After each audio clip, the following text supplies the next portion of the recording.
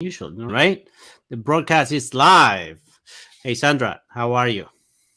I'm super good and welcome everyone that is going to be joining us today on our English version of the webinar. Thank you for so much for being here and yeah, There we joining us. go. There Perfect. you So go. we have a cool webinar today. It's called Uniting Volunteers in the Defense of Humanity. So we're going to bring up the presentations. Very Um, interesting speaker. yeah, super interesting. Um, some really exciting news on the topic. So that's the title of the webinar. Just to get started, as always, thank you for being here. We will be talking about what are human rights. Human right 29, which is responsibility. Human right 30, no one can take away your human rights. We have a special guest. We'll be talking about solutions to protect our human rights. Of course, as always, Sandra Moreno. She is the director of United for Human Rights, Tampa.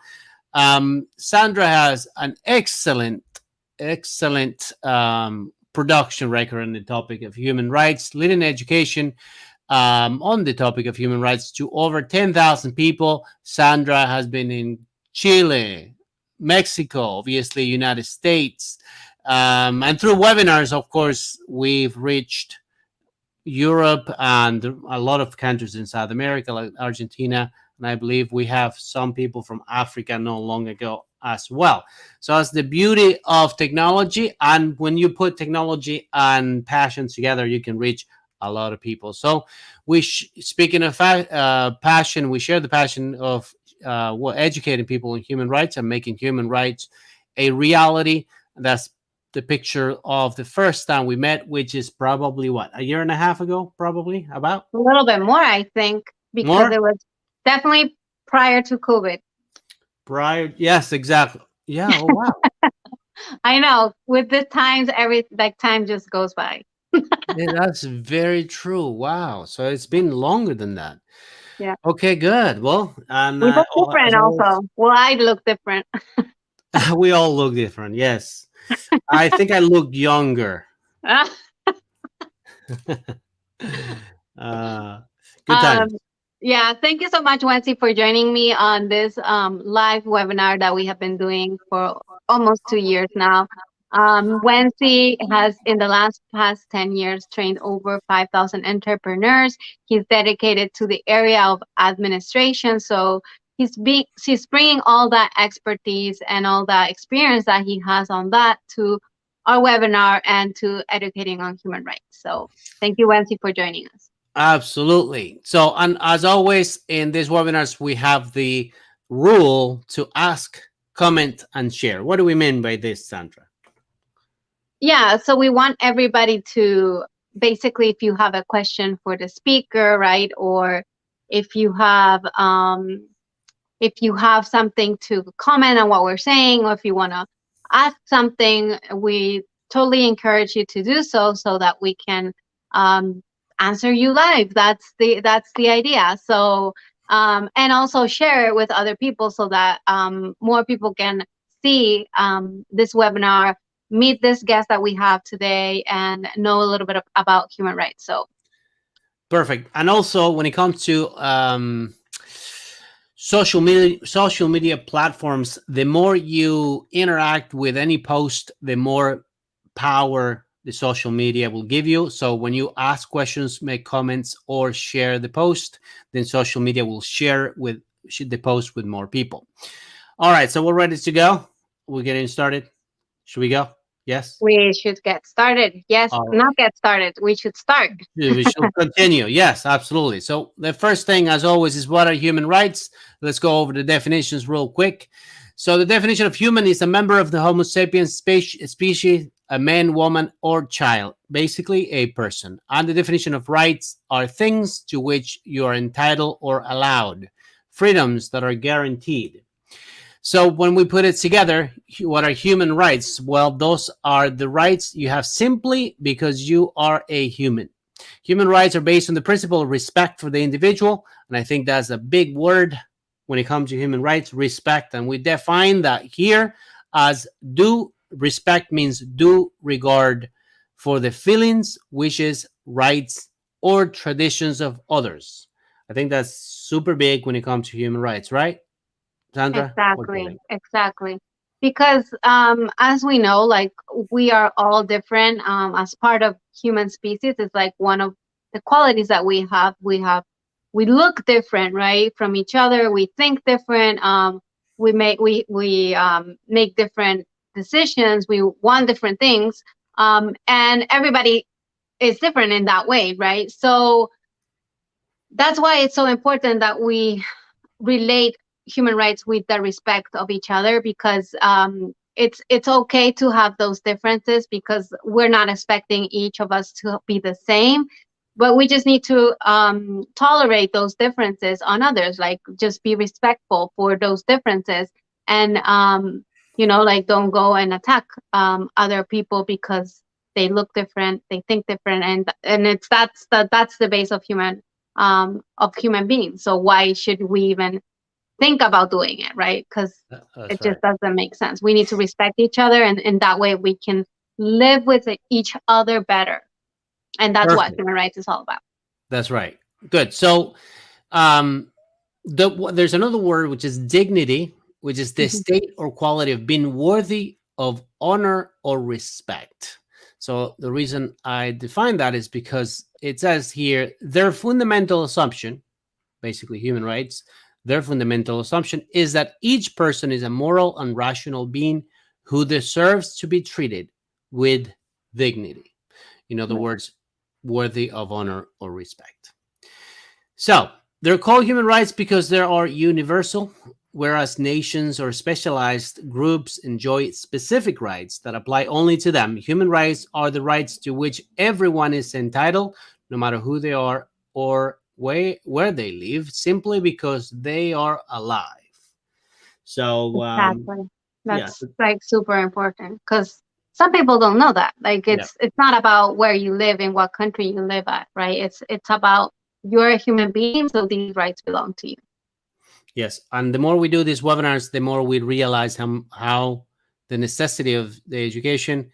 We've seen how, especially people moving from another country, from Mm. one country to another, then you get to see, uh, especially non-profit organizations get to see how much uh, basically human rights violations are tolerated just because of the lack of education on the Yeah, topic. yeah, So there's a totally. special relationship between these three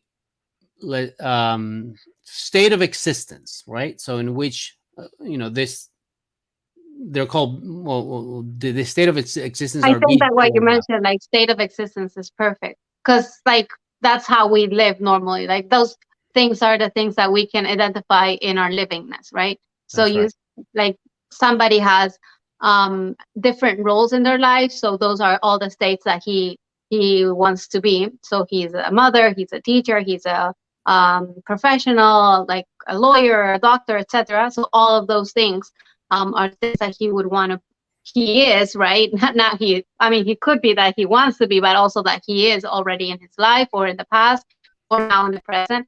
And then he wants to do different things. He wants to travel, he wants to have vacations, he wants to play sport. Those are all the things that a human being would want to do. Obviously, you guys can manage other things. And there's also things that he would like to have. So he would like to have, obviously, everybody nowadays has a cell phone, right? They have a home, they have a car, they have if they can afford that, and all the things that you would have, right? And human rights are all those rights that allow you to do all those things. So it allows you to be all those things, to do all those things, and to have all those things. So that's why we relate it to that, because every time we're making a decision on what we want to be, do, or have in our life, human rights is there to protect them, those decisions, or allow us to have those decisions. So it's important that human rights not something that is outside of us. It's kind of we want it to relate it to this because it's as part of our livingness. It's as part of how we live, right? Yeah. So every activity of our lives, um, you're either able to do it because the human rights are present, or you're not able to do it because there is a violation of human rights. Yep, that's it. Good. So to get started, we will show you two short videos that related to the. We're focusing on these two human rights tonight. The first one is Yeah. responsibility, and here we go.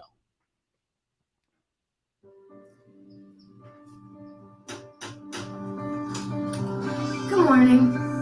I'm here to read you your rights. My what? We are all free and equal. Don't discriminate. You have the right to life. You have the right to life and to live in freedom and safety. You have a right to education. You have a right to your own things. You have the right to social security. You have the right to play. You have the right to democracy. You have the right to asylum. You have the right to take responsibility. And no one and nobody can take these rights and freedoms away from you. Why are you doing this? You have a right to know.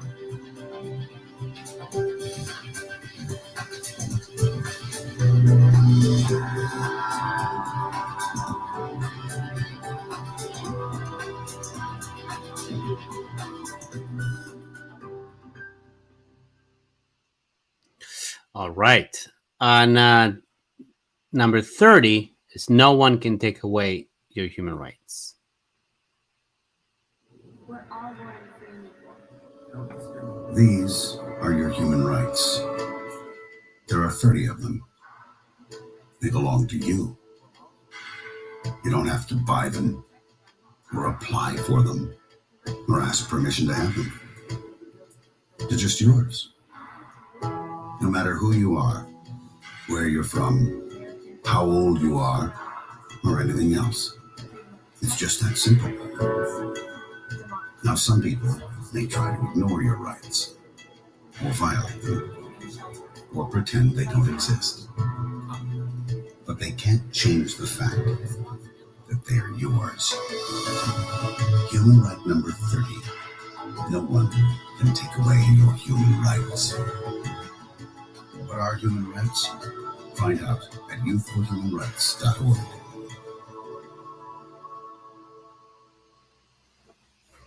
All right. So what are we showing this to, Sandra? What do we have for tonight? So yeah, we have a special guest that he's definitely helping us on he's helping on taking the responsibility, right, of protecting the rights of others. And also he's making sure that everybody knows that they have those human rights, because sometimes one of the first things that happen is that people think that they don't have rights because they're in a different place, or somebody can take their rights away, right? So he's helping, definitely doing that, like, hey, you have them no matter where you and no one can take away your human rights, right?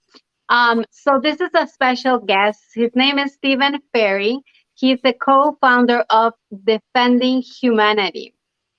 So Stephen Ferry is actually a professor, a minister, an entrepreneur who spent 15 years working for nonprofits. He is a writer with over 20 books and hundreds of articles published.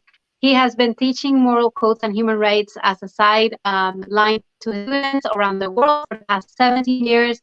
And just a year ago, decided to focus on human rights, founding Defending Humanity, and just recently also the Global Human Rights Alliance. So we want to give a warm welcome to Stephen to our stage.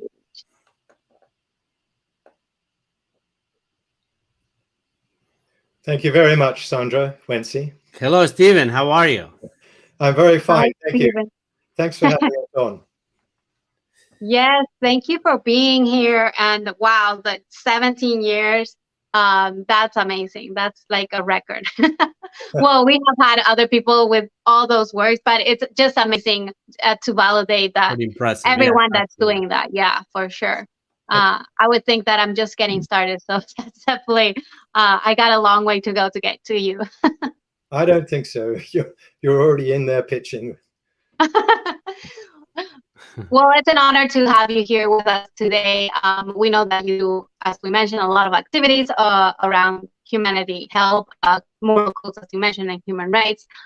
Tell us how you started to become, we call it like a community advocate, right? Because you're helping all around you, right?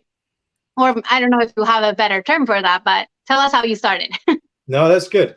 I think the way I started was probably a very small way and a rather unusual way. It's about 45 years ago. I knew that good health was very important for people, and it was obviously assisted by taking nutritional supplements. And the problem with that was the cost at that time of any supplements was too high. And in the community in which I lived, people couldn't afford them. So I organized for those who wanted to have supplements, about 40 people, to contribute a small amount each month, it was about 50 pennies, or about $1, let's say, a month. And I combined all that money, and we bought 10 basic supplements that we all needed. And every month I would sit down at my desk and separate out into equal parts, into about 40 different envelopes, everyone's vitamins. And so as a result, we managed to stay healthy in an affordable way. So bit of a strange introduction, I think, to community activism. Nice. But that's like kind of like a network, right? Because you're like helping each other also, but like doing something that's good for all of us, but all of you guys, but in some way you are like just getting the advantage of doing it together versus just doing it by yourself, right? Yeah, absolutely. In other words, it's better that everyone and actually, even from a selfish point of view, I couldn't have done it on my own either, because you needed to buy 10 different types of vitamins, and you couldn't buy them for £1 or $1 a month. So actually, by banding everyone together and combining our resources, we actually made everyone reach the target that we all had. Nice. That's awesome. And when did you decide to start helping others? Like, not just that way. Like, I don't know, like how you've been doing like this moral codes and human rights education as a side. When did I start that? Or yeah, like how did you start to get to that, basically? Well, I have to confess that I'm a butler, a British butler, and I basically wrote the manual on how to be a butler. I don't know do you know what a butler is? No, I don't know. Okay, it's in Spanish, it would be mayordomo. Oh, okay. Yeah, okay, yes. Okay. So one of the first things I did as a butler was to write up what the job description was and how to do it, the manual. And from that, I got into helping a lot of butlers understand how to do their job. And I then started to teach. And from that, I started going around the world teaching people how to be butlers. But in order to be a butler, you really have to understand things like the mind. You have to understand that you're part of a team, that everybody is a human. They all should be treated with dignity. And certainly when it comes to being a butler, dignity is one of the characteristics. You express dignity yourself, but you treat people with the same. So I realized that in order to teach people these things, I taught them moral codes, and I also taught them human rights. We showed the videos actually for a number of years, and that's how I got into it. That's very cool. Wow. Unusual, I think. So you're the co-founder of Defending Humanity. Yeah. This is a movement dedicated to preserving the human rights of people all over the world. So tell us about when and why you started this basically member finance volunteer organization. Well, we founded Defending Humanity in June, and that was just this year. So we've only been going half a year. And it happened when I bumped into a friend at a convention out of state, which was approaching how do we maintain our personal freedoms, which you can also say would be our human rights. I've been observing the rapid decay of society, particularly after 9/11, and I've been looking for a workable solution for a number of years, and finally settled on human rights being the needed vehicle. It was the best way to protect our personal freedoms. And I mentioned this to Niels, the friend that I met, and he was on board straight away because he was also looking for a solution and he liked my angle. And so Defending Humanity was born. our focus really is on defending humanity by activating humanity to defend their human rights. In other words, we want humanity to defend its own rights because that is the only way it will happen. Yes. Good. Yeah. And it's mostly an educational approach, correct? Well, actually, we have a four-phase strategy. The first one is absolutely educational, and so is the second. We are all volunteers, as you said. We're up to about over 200 members now, and what we're focused on is this four-phase strategy. The first one is to make as many people as aware as possible, or that they do have human rights, just like you've been saying. Mm-hmm. The human rights we've referred to, of course, are the 1948 Universal Declaration of Human Rights. Mm-hmm. Yeah. So as such, of course, we're not reinventing the wheel, because there are organizations such as Youth for Human Rights, United for Human Rights, Peaceful Planet, Road to Rights, and others that have already put out excellent materials for letting people know their rights. So we haven't created new materials so much as we just refer to these and add supporting material on our own website. So that's the first phase. But then we ask people to actually do something with the knowledge that they now have. We ask them to, it's a very simple strategy because we know that people are busy and they can easily get overwhelmed if you give them too many things to do because they've already got so many things to do. Right. So we simply ask them to reach out to the people that they know and have them educate themselves on our website, which links to Youth for Human Rights videos on their rights as humans. And then we ask them to get these people to reach out to the people that they know. And it's actually an amazing statistic mathematically, that if you have 5 people reach out to 5 people each day, who then reach out to 5 more people each day, within 2 weeks, do you know how many people you would have reached, roughly? How many? 2 billion. Oh, wow. Wow. And it's just a mathematical formula. It's something which anyone who's familiar with multi-level marketing, they know this sort of datum.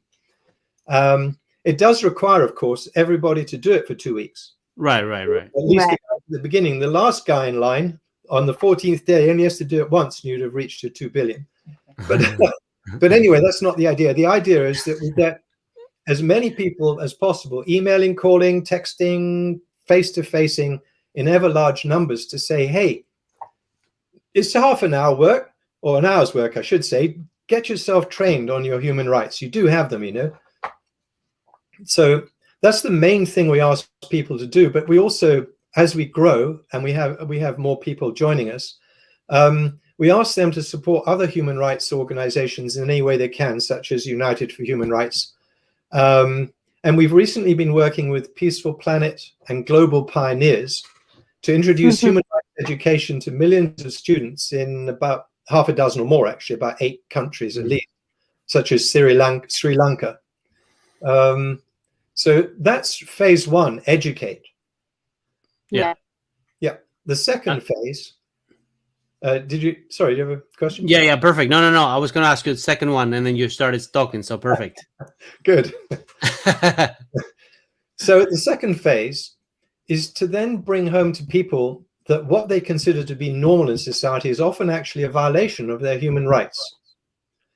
They've become so used to things being the way that they are, and they've been gradually led to believe that it is normal, when it is in fact a great departure from the human rights our predecessors worked really so hard to identify and put down in an official document or statement, such as UDHR, Universal Declaration. So the common theme that's pushed today by human rights violators is that other people are bad for some imagined reason, and that they should be controlled and isolated for the greater good and safety of all. And this way, humankind is divided against itself by those who actually have no regard or real care for their fellow humans, and that's ironic. And that's the way our freedoms are taken away, including being imprisoned and killed at the worst end of it. And all usually, and this is what's also ironic, it's all usually done by our fellow humans who've fallen for the lies that other people are bad in some way. And this is all just a silly game. Yeah. So very well put. That is definitely that strategy, an evil strategy that we've seen over and over, especially in the later times. Yeah, exactly. We're late to the game. Other people have been playing this game. We have another 2 stages after that, which I think are important, but I don't think we need to go over them now, because we're really talking about human rights. But a clue to the 3rd stage is given in George Orwell's book 1984. And he showed what life was like when human rights had been cancelled and forgotten in that book. It's a horrible book. But, yeah. A lot of people know it. But what he said was, the day people realize that if they are in large, unified numbers, they can demand anything from their government. And that is the day that the government is in big trouble. That is why they keep you divided. Now, when we say government, that's a huge generality. I'm not saying all governments are bad at all. They need to be supported. But what you find is over time that governments are influenced by people who don't really have the best interests of everybody in mind. And that's where things go south. Yeah. Right. Exactly. Yeah, for sure. So if I'm understanding, I mean, from what we're saying, like what we're talking about, defending humanity is like a movement, right? Like a group of volunteers that you got together all over the world, doesn't matter where they are, and they are what is it? So anybody can be part of that volunteer group. Like, what is the background of these volunteers? Do they need to be lawyers, or is just anybody in the community that just wants to spread the word? Anyone who is a human is very welcome to defend our rights. You have a very tough qualifier, by the way. What's that? You have a very tough qualifier. Like you're very limiting. Well, it's interesting you say that, because there's an awful lot of humans on this planet. Yeah. But there are a few what I call, there's humankind and there's human not so kind. That's a good point. And I don't think they qualify as humans yet. We need to sort out their lives so that they start to look a bit better on other people.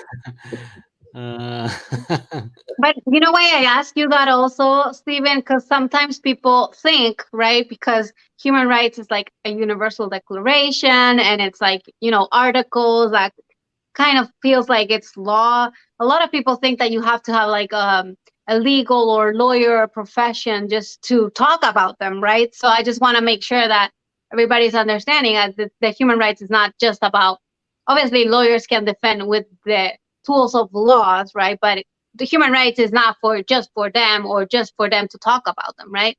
No, absolutely not. I mean, they're very important to the overall picture. But honestly, the whole point about the Universal Declaration of Human Rights is that it's been presented to us as a public document.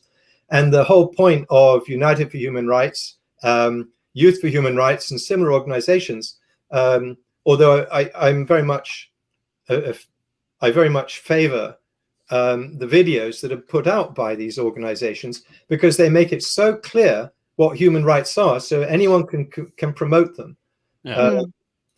So absolutely, everyone should be. That's the only thing that will really guarantee human rights, is the fact that everybody knows them. So that we don't want lawyers arguing it in some court and then nothing much happens, or some law changes, and then we're all still sitting around with human rights being violated left, right, and center.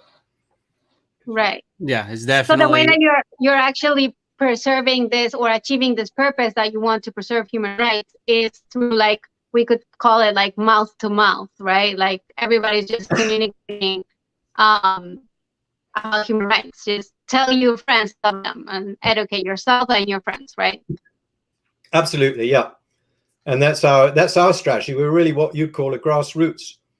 And I think a lot of human rights organizations are. It's like you speak to people you know, and then people you don't know, and more people know. Right. Yeah, makes sense. Good. So as you probably know, we have this shows or webinars are basically featuring different basically non-profit organizations and how they themselves tackle some human rights out there in the society. Some of them help certain groups, etc. Obviously, your organization is more inclusive, so you're dealing with education and proactively helping pretty much everybody with all of the human rights, right? So, why do you decide to use human rights to fix the problems? Obviously, you mentioned earlier you have seen degradation of society throughout all this time, especially in the terms of human rights. So why do you decide to use human rights to fix the problems you have observed? Right. That's a very good question, actually. I think, first of all, let's look at why do we have human rights? And the question is it because humankind is basically kind? And I would say no. That's not why we have human rights. We have them because there are a few humans amongst us who are not so kind, as I mentioned earlier. And they're trying to push us all in the direction they always have for thousands of years, in the direction of control and super control of their fellow humans. They basically create totalitarian regimes where no freedoms exist. And usually, I'm afraid to say, with the idea that other humans are of no value and are therefore expendable. That is the point of view it takes to violate the rights of other individuals and worsen their lives. Because you and I, and the people listening, we wouldn't, we don't take pleasure in making someone's life miserable. Right. But some people obviously do. Otherwise, we wouldn't have these human rights having to be stated. And while we don't normally focus on this reality when talking about human rights, it is always there in the background. The question of how human rights are violated and by whom, and why we have to fight for human rights when we are meant to be civilized people in a modern age. The fact is, we are civilized, but a few of these human not-so-kinds, as I call them, have different ideas that rarely include the welfare of others. So we can be stronger than them, but it takes recognizing the ideas and mindset that they have, which then influence their attitude toward their fellow humans and thus steers the actions they take against them. The fact is, they hide their true feelings behind what seems like positive programs, but that does not make their real thoughts any less harmful, really. So their actions don't work for humankind, not even the human not-so-kinders, because if you squash the life and vitality out of individuals, there's nobody left who is interested and able to make society run well. And the irony is that the human not-so-kinds do not have enough life in them to realize what a society of robots and slaves will mean for them in the end. So in actual fact, what they're doing, nobody wins with. So, I've been looking at this. There's like 300 civilizations, really, that have come and gone because of what these people do. And we've all suffered under the yoke of these people, and they feel superior, and they have no respect for the rights of others, etc., etc., etc. It's not normal for this state of affairs to exist, and we can do something about it. So why did I decide on human rights? Because it's the way to push back against this horrible movie script that humankind seems to be sleepwalking through under the direction of these people. For I guess 2,500 years at least, humankind has been pushing back against totalitarian people who want to super control and who don't feel well towards their fellows. They've been pushing back by creating human rights, more and more comprehensive, more and more sophisticated, until we have what we have today. And so that is the tool that we have to push back against totalitarian regimes. And that's really what we're talking about. That's where human rights, when I say totalitarian, it's also any regime or any country or empire that thinks other people are less important and that they can be taken advantage of. And yeah. I have to confess, I was brought up in one of the best schools in England, and it actually supplied the personnel way before my time for running the British Empire. And even after the British Empire had crumbled and disappeared, I went through that school for 4 years. And when I came out at the other end, I had the viewpoint that I was superior to everybody else. And it took me 20 years to lose that point of view. And when I would go to a foreign country, I'd think everyone else was the foreigner. Do you get that? And that shows how arrogant I was. And I didn't agree with any of that. I actually rebelled against the school and I got kicked out for my pains. Not something I'm particularly proud of, but it shows that I didn't really agree with that point of view, but I still had it. Right. And so that's the mindset that goes on. And you can't have human rights being practiced when some people have the point of view that other people don't deserve to be treated with dignity and respect and liked. Yeah. So anyway, that was the main reason. But the second reason was that I saw that there were thousands of groups around the world working on making the world a better place. Mm-hmm. The problem is that they speak with 10,000 or 1,000 or however many there are separate voices. They're too focused on their own agenda to realize that it will take them speaking with one loud voice to put an end to the activities of the human not-so-kinders.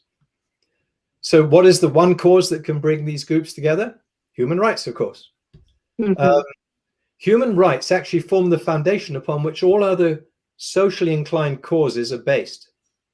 If human rights and their rights of all humans are not respected, no constructive action will ever succeed against powerful groups that want only destruction for the very best of reasons. So I know we're on the right track in selecting human rights because when we started defending humanity, very few people framed the ongoing shutdown of society in terms of human rights. Maybe one or two groups did.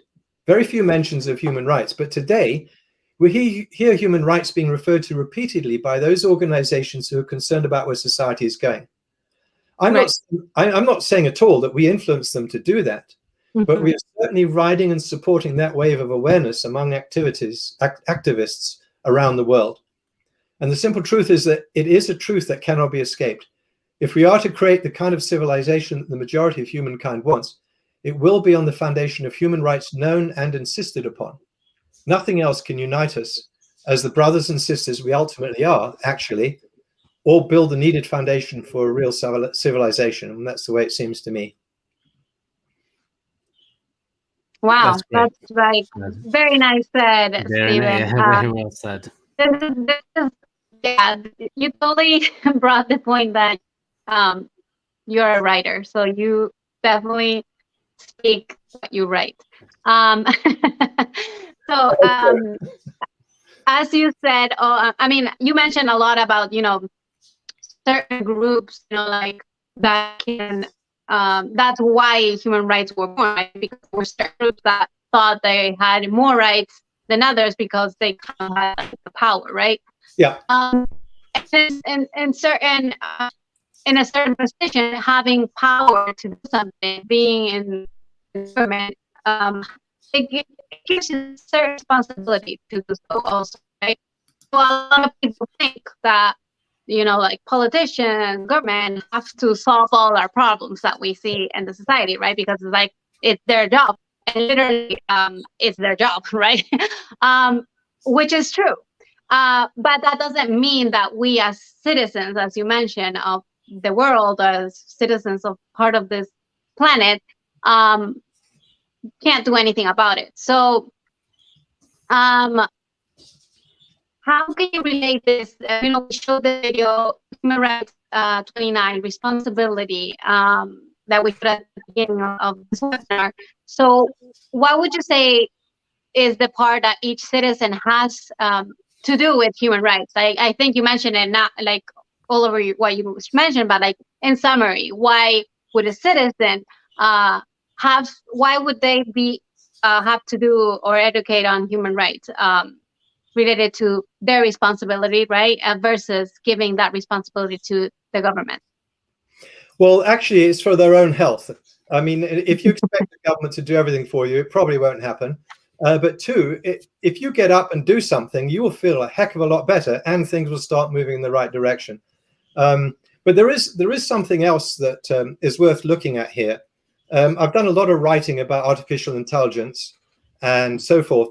And one thing that concerns me is that if we want human rights to be respected and known, then we have to have humans do that. Right now, we've got a strong movement for cyborgs, and a cyborg is a half human, half robot, and robots being made increasingly sophisticated with artificial intelligence. And the powers that be keep pushing humans down in terms of importance, value, and effectiveness. Unfortunately, some of the powers. And I suspect that cyborgs and robots will then be given cyborg rights. They may even be considered senior to citizens, human citizens. Whatever the future holds, though, we'll keep moving in this anti-human direction unless humankind stands up and insists on its human rights before being completely swamped by this whole anti-human agenda. So that's why everybody has lots of things to do. They've all got different hats or duties in different areas. But one of their duties has to be, if they really want to continue as a human, they really have, and a human living in a society which is a pleasure to be in, they really have to say, okay, this is my battle too. There are 8 billion people in this world, and if even 2 billion stand up and say no, then nobody can say no to us saying no. Right. Yeah, absolutely. Yeah. Agreed. So it's definitely battling the whole agenda of dividing and conquering, right? So this is kind of like uniting and conquering against that horrible narrative. Yes, and I don't know who called United for Human Rights, who gave it that name, but it was very prescient. It was very advanced thinking. It was totally spot on. Yeah, definitely. Absolutely. You mentioned something very important, and we always bring it up in all the webinars, which is the topic of help. Based on what you're saying, we agree with you 100% on how therapeutic help can be, not just for the one that receives it, but for the one that gives it. For that reason, we always ask the question, or we always ask the guest to tell us a story of offering help or giving help to somebody and how that affected you positively. Aha. All right. Well, I can tell you a story about some counseling I did in the middle of nowhere in the dead of winter in southern Russia by the Ural Mountains. I was staying at a country estate.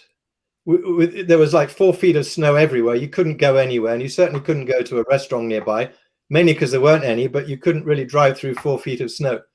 So unfortunately, the cook who is at this estate was an older lady, and she took absolutely no delight in feeding anyone in the property. And I say that based on the food that she presented and her sullen face. You know, she was very not happy. And nor were we, factually. So I was meant to be there a whole month, I beg your pardon. And of course, the staff and the employer, they were there the whole time. So I felt it would be in everyone's interest if I did something about this. And I gave her some nice recipe books, and she put them on a shelf and never looked at them. So after a couple more days of more cabbage soup and who knows what else, I asked her what was happening. It's easy to reject someone, you know, who is dedicated in their misery, but it always pays to find out what their side of the story is. And in this particular case, it was a bit of a tragedy. She had been like this for a year, apparently. And ever since, it was basically, she found her husband hanging from the rafters of their garage. Not a very nice topic. Wow. Yeah. And so this loss weighed heavily on her. And she had kept herself alive physically, obviously, but inside she was pretty much dead. So this is something I knew that I could fix because I'm a Dianetics counselor. And according to Human Rights number 27, I think it is, everyone has the right to share in the benefits of scientific advances. So I used one of my students to provide instant translations. My level of Russian was the usual 2 words, "Нет" and "da," meaning no and yes. So Wow. that obviously wouldn't go very far. So anyway, using this translator, I asked the cook if she wanted to do something to lighten her burden.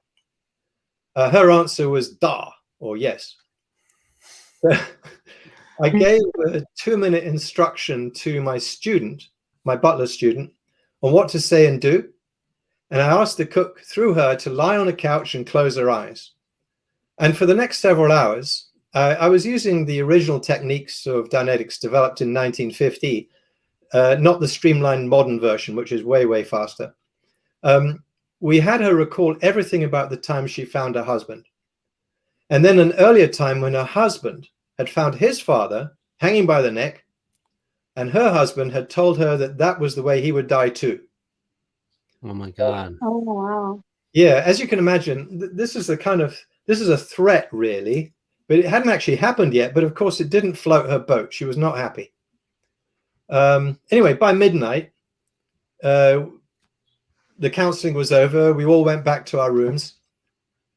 And when the cook returned the next morning, she was full of energy. She looked quite pretty, actually, in her new makeup. And she replaced her grey clothes with bright red and blue colors. You know, she looked actually quite rather nice. She went straight for the cookbooks to plan lunch. And she announced as she was walking over, "I'm going to find myself a new husband."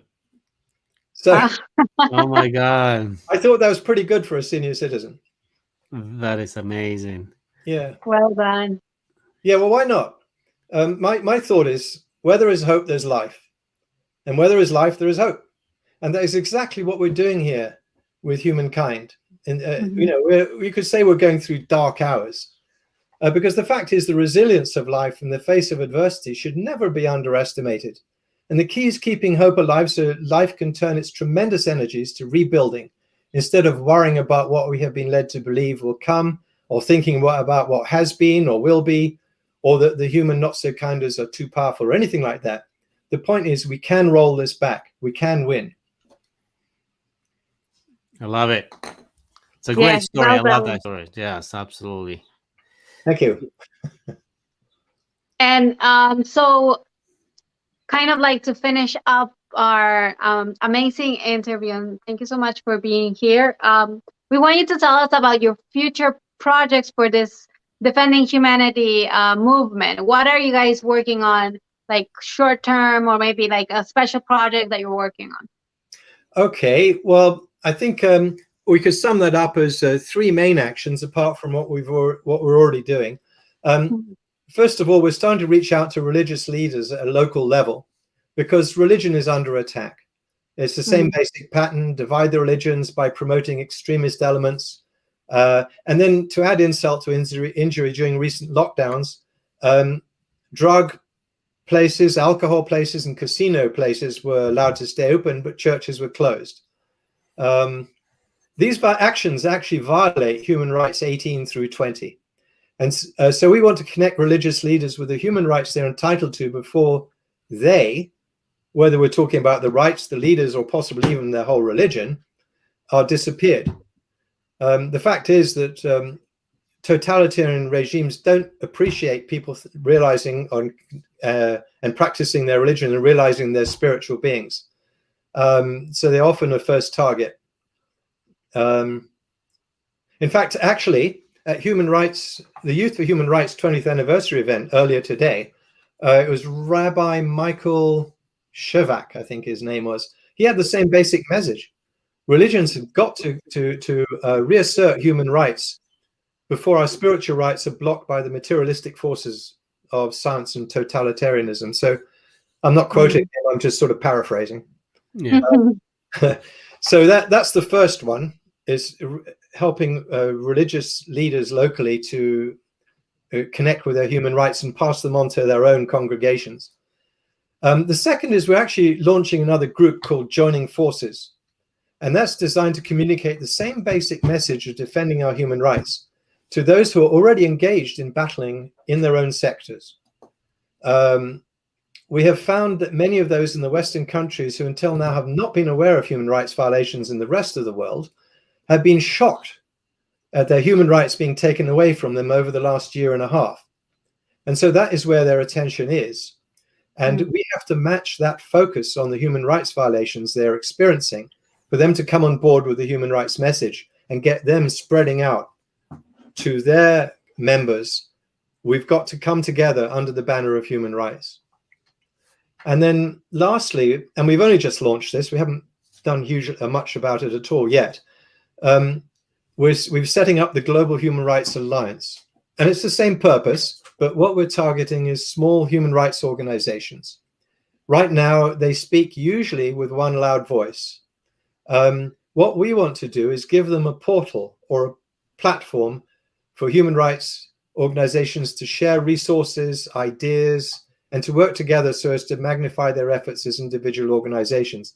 I mean, we already see this happening with Youth for Human Rights and United for Human Rights. And we want to help support that by creating a website that they can use and go together in order to coordinate with each other on their own programs.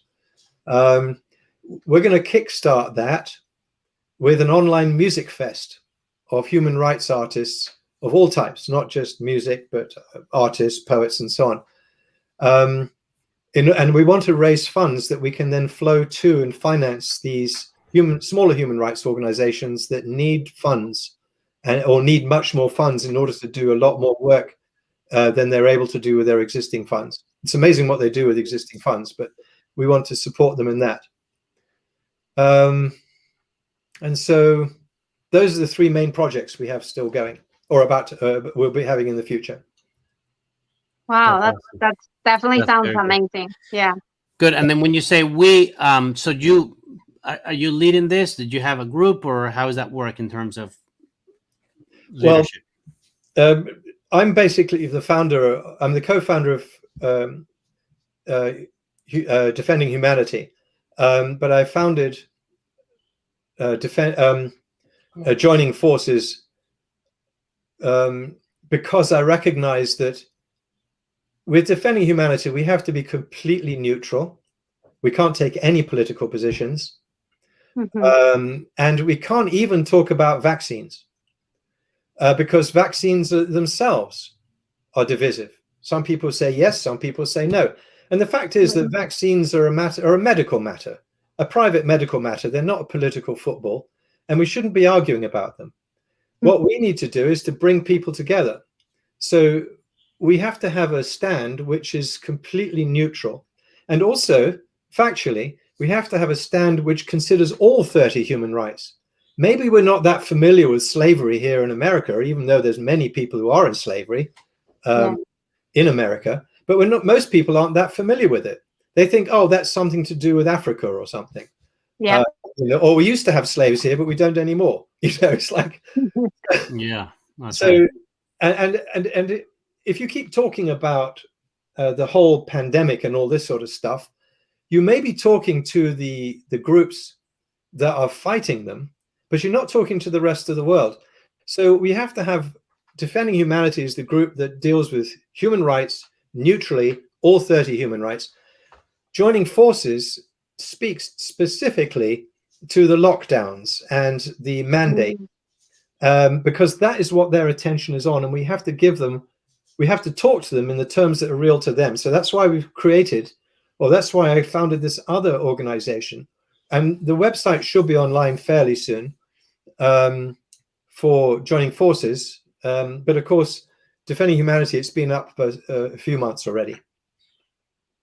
Wow. That is awesome. Very well. So to anyone watching right now, that they want to help or contribute or become a little volunteer or etc. So they just want to be part of your life, right? The movement of Defending Humanity. Yeah, the whole movement and so on. So how can they reach you? How can they contact you, etc.? Okay, well, the best thing to do is to go to defendinghumanity.global, not .com, not .info, nothing like that. Global. Defendinghumanity.global.